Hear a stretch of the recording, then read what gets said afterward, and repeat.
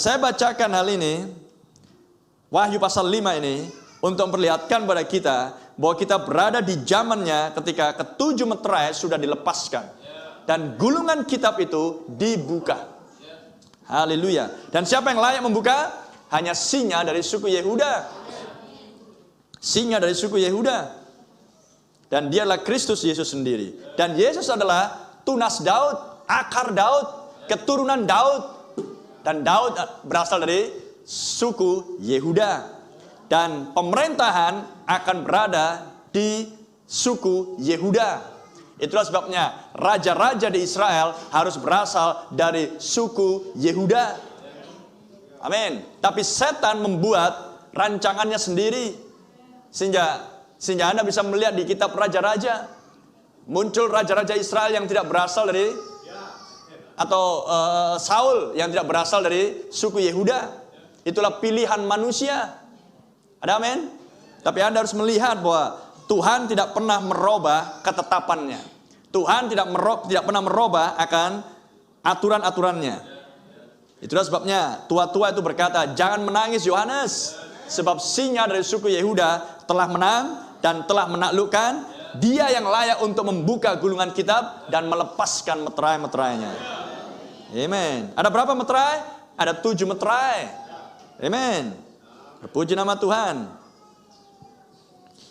Dan seruan itu adalah untuk supaya penebus itu tampil.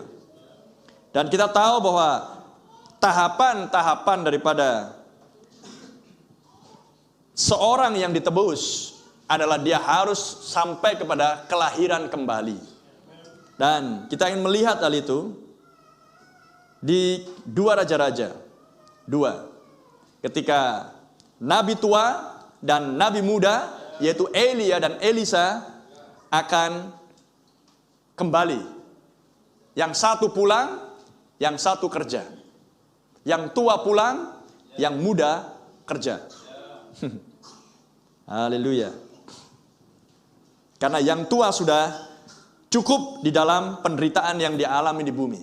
Dikejar-kejar oleh Isabel, kelaparan, amin, dicaci maki, dicemooh oleh Raja Ahab dan orang-orang Israel, tidak diterima, diejek, diancam untuk dibunuh. Amin. Bahkan istri Ahab pun tidak menerima dia sebagai pastornya. Sudah cukuplah penderitaan Elia. Dan tiba waktunya Tuhan ingin membawa dia pulang. Haleluya. Raja di atas segala raja sudah melihat bagaimana pelayanan Elia, hambanya yang setia tersebut. Hambanya yang menolak untuk kompromi. Hambanya yang selalu berjalan di lintasannya Tuhan. Hambanya yang selalu berjalan dengan berani dan tegas untuk menyuarakan kebenaran. Menentang dosa-dosa yang ada di Israel. Yang diilhami oleh setan, yang dipimpin oleh Raja Ahab.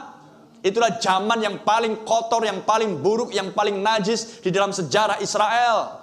Maka Tuhan tampilkan sebuah pelayanan seorang pemberani. Raja wali yang tidak mengenal takut. Seorang yang sudah dilatih Tuhan di dalam padang gurunnya Tuhan. Sehingga menghasilkan manusia yang tak punya rasa takut. Itulah Elia.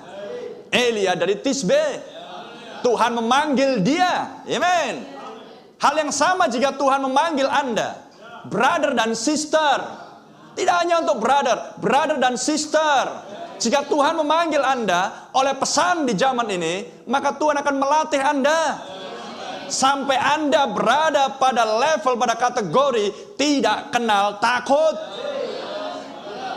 Amen.